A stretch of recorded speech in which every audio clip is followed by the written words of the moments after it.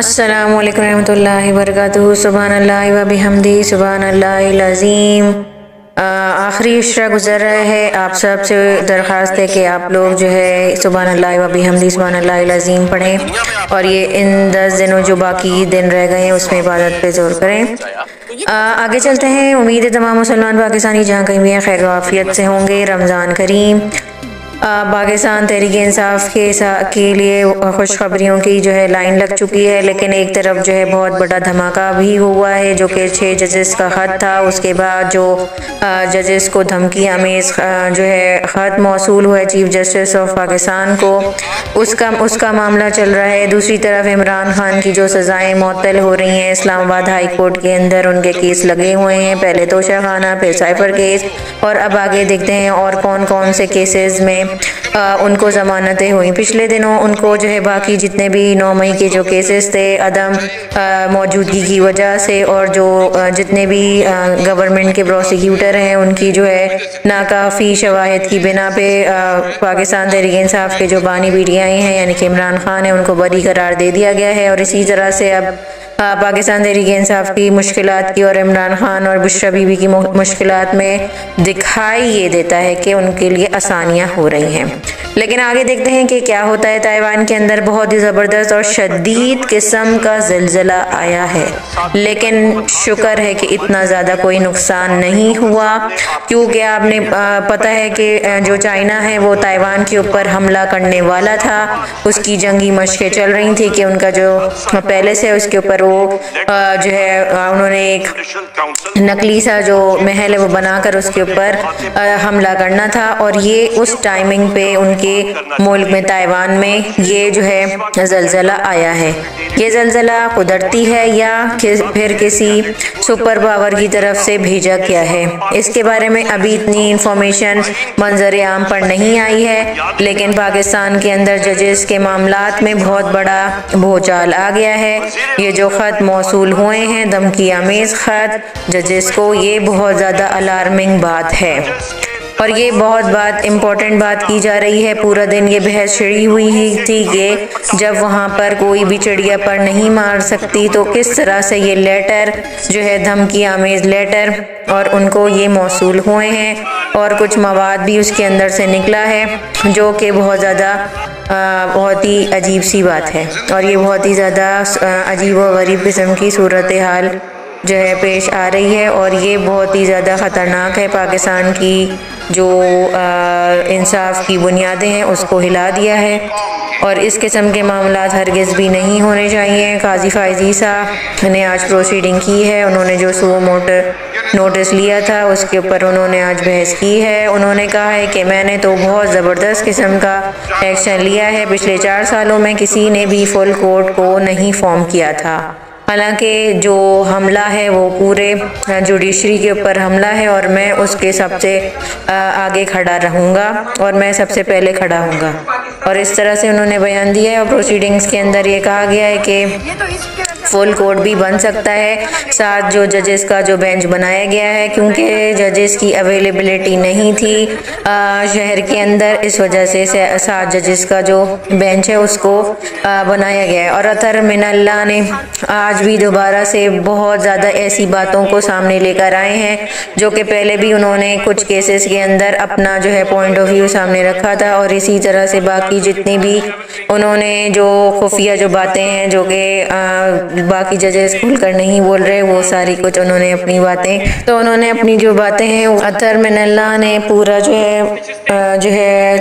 काजी फ़ाइज़ ईसा के ऊपर चार्जशीट को खोल कर रख दिया है। काजी फ़ाइज़ ईसा के बारे में जितने भी उन्होंने कहा है कि बहुत सारे जजेस को पता है कि अंदर खाने क्या चल रहा है, कौन लोग हैं जो कि अदलिया को कंट्रोल कर रहे हैं, फैसले कहाँ से आ रहे हैं, लेकिन सब के सब खामोश तमाशाई बने हुए हैं और कोई मुंह से ये बात बोलने को तैयार नहीं है कि कौन क्या कर रहा है। लेकिन हमें सब कुछ मालूम है और कौन करवा रहा है ये सारा कुछ हमें मालूम है। और ये वाकई में बहुत ज़्यादा ख़तरनाक सूरत हाल है पाकिस्तान की जुडिशरी के लिए और पाकिस्तान की जमहूरियत के लिए। ये इंतहा से ज़्यादा संजीदा और तबाहकुन सूरत हाल है, क्योंकि जमहूरियत बिल्कुल ख़त्म हो चुकी है। जो आसिफ जरदारी हैं वो जो है मोहसिन नकवी को फुल सपोर्ट कर रहे हैं, और जो है जो काकड़ पिछली बार जो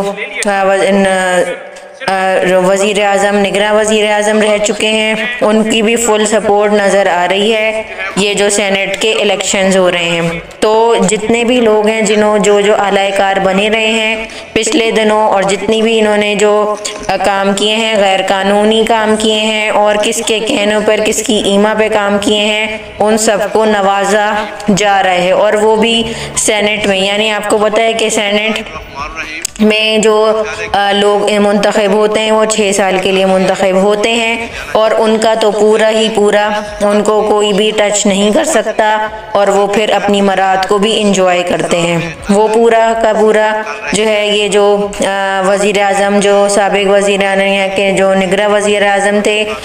वो भी ये इंजॉय करेंगे, और मोहसिन नकवी जो कि बहुत ज़्यादा चहीते हैं नवाज शरीफ के, भी उन्होंने बहुत काम किए हैं, और उनको इक़्तिदार में लाने के लिए भी उन्होंने सर तोड़ जितना मर्जी उन्होंने प्रेशर डाला पाकिस्तान तहरीक इंसाफ के ऊपर, जितना बेशबहा जुल्म किया, जुल्म की इंतहा तोड़ी गई, और घरों की चार दीवारियों की गोपा माल किया गया। सारा का सारा ये मोहसिन नकवी उसके अंदर पूरा का पूरा शामिल था, और मुबैना तौर पर, और बेशक उनकी डोरें कोई और हिला रहा था, लेकिन वो इस एक्शन के अंदर पर भरपूर शामिल थे। तो अब उनको भी नवाजा जा रहा है। इसी तरह से आगे देखते हैं कि ये जो मामलात हैं जो कि सामने आ रहे हैं, जजेस को धमकियां आमेज खतों का मिलना, ये सब एक जो है जो सीरियसनेस ऑफ द जो मैटर है उसको जो है डाइवर्ट करने की कोशिश है, क्योंकि 6 जजेस ने पहले ही सारी चीज़ों को क्लियर कर दिया था कि उनको कौन धमकियां दे रहा है। अब ये खतों की जो एंट्री हुई है, ये जो है हो सकता है कि इस चीज़ से जो है इनकी जो है तवज्जो को हटाने के लिए भी एक टैक्टिक्स हो सकते हैं, क्योंकि ये जो है गोरिल्ला पॉलिटिक्स के बाद गोरिल्ला टैक्टिक्स भी और गोरिल्ला किस्म की जो है वॉरफेयर की टैक्टिक्स भी यहाँ पर दोबारा से आपको नज़र आना शुरू हो रही हैं, क्योंकि ये जो है जो लोग जंगें लड़ते हैं उनको पता है कि ये किसी भी दुश्मन को जो है उसका ध्यान को बटाने के लिए कुछ और इस तरह के काम किए जाते हैं, ताकि जहाँ पे उनका जो मेन टारगेट होता है, यानी कि जो मुखालिफिन है उनको पता है कि अगर वो हमारा मुखालिफ इस जोन में आ जाएगा तो वो बहुत ज़्यादा पावरफुल होगा, तो उन्होंने उस जोन से निकालने के लिए एक और जोन आर्टिफिशियल जोन तैयार किया है, और ये आर्टिफिशियल किस्म का जो ख़त है वो जजेस को मौसूल हुआ है, और ये कोई इस किस्म की चीज़ नहीं होगी, क्योंकि कोई भी बेवकूफ़ नहीं है कि इतनी हाइप ऑफ द मोमेंट और इस तरह की मोमेंट में वो इस किस्म का कोई पत्ता खेलेगा। तो जो है जिनके ऊपर ये सारी उंगलियां उठ रही थी, इन्होंने ही ये जो है निक ऑफ द मोमेंट में इस किस्म का कार्ड खेल कर, और जितनी भी जजेस के ऊपर जो तवज्जो थी, जो मेन जिसके ऊपर सुओ मोटो नोटिस लिया गया था, उससे सुओ मोटो नोटिस से जो चीज़ को डाइवर्ट किया जा रहा है, और ये हो सकता है कि ये कोई फेक और जो है किस्म का ख़त निकले जिसका कोई सर और पैर नहीं हो, और फिर इसी तरह से उसको एसोसिएट करके जो 6 जजेस का जो मामला है उसको खुड्डे लाइन लगा दिया जाए। तो इस तरह से आज काजी फाइज ईसा ने अपनी बहुत ज़्यादा सवाइयाँ दी हैं कि उन्होंने जो काम किया है पिछले 4 सालों में, किसी जज ने फुल कोर्ट बेंच को नहीं बुलाया, हालांकि बहुत ज़्यादा अपीलें हुई थी पिछले सालों में कि फुल कोर्ट बनाया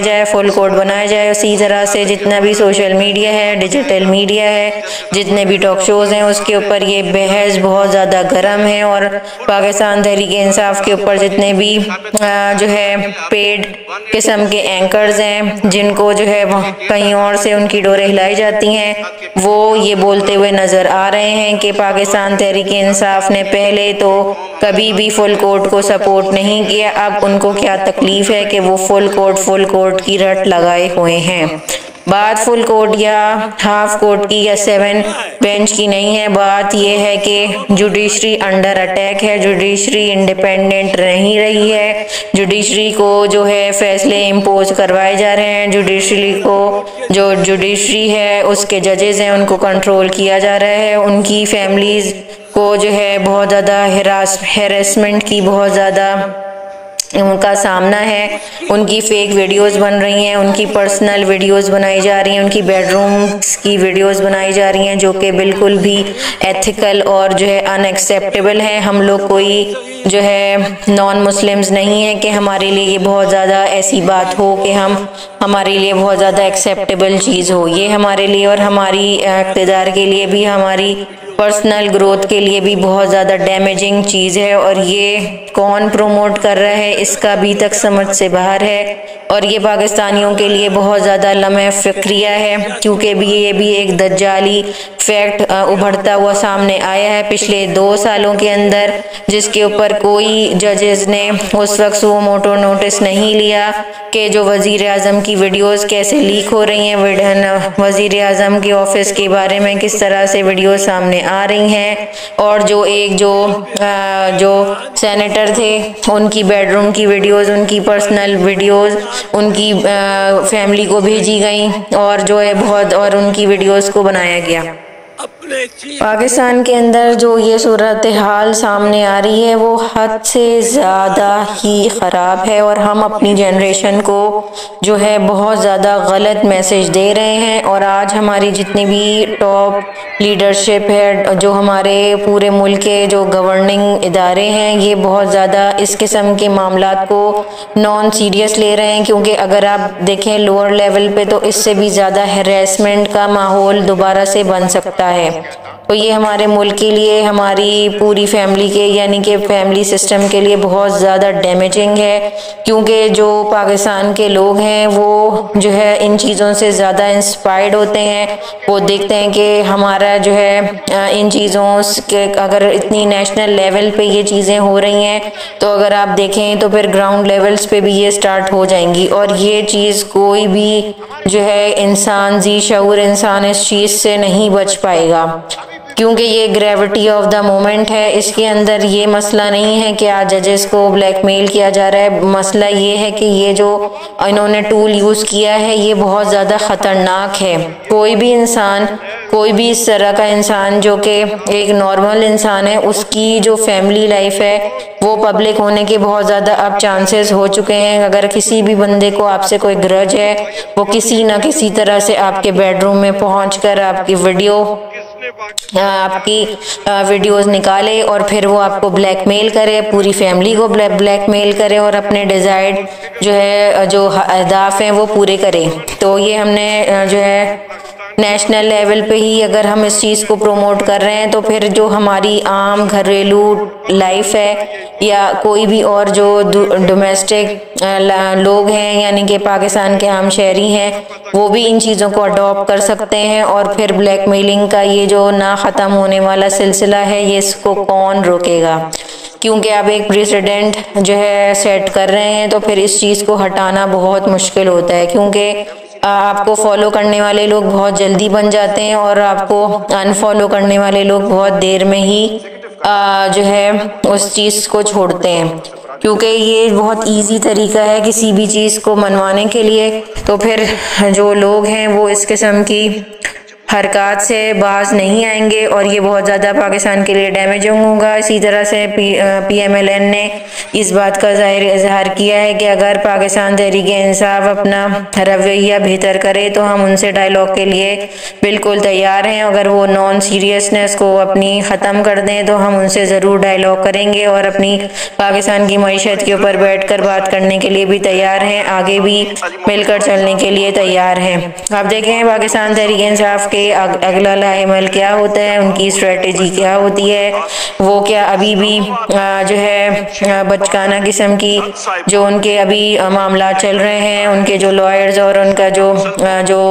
एक पॉलिटिशियंस का जो टग ऑफ वॉर चल रही है वो क्या ख़त्म होती है, या वो अभी भी इसी किस्म की लीडरशिप की गेम में और एक दूसरे की टांगें खींचने में ही मसरूफ़ रहते हैं, या वो कोई अच्छे फैसले भी करते हैं ताकि उनकी पार्टी इस भंवर से निकल सके और उनको अपना निशान वापस मिल सके और इमरान खान बाहर आ सके। और जो भी बुशरा बीबी के स्लो पॉइजनिंग का इशू है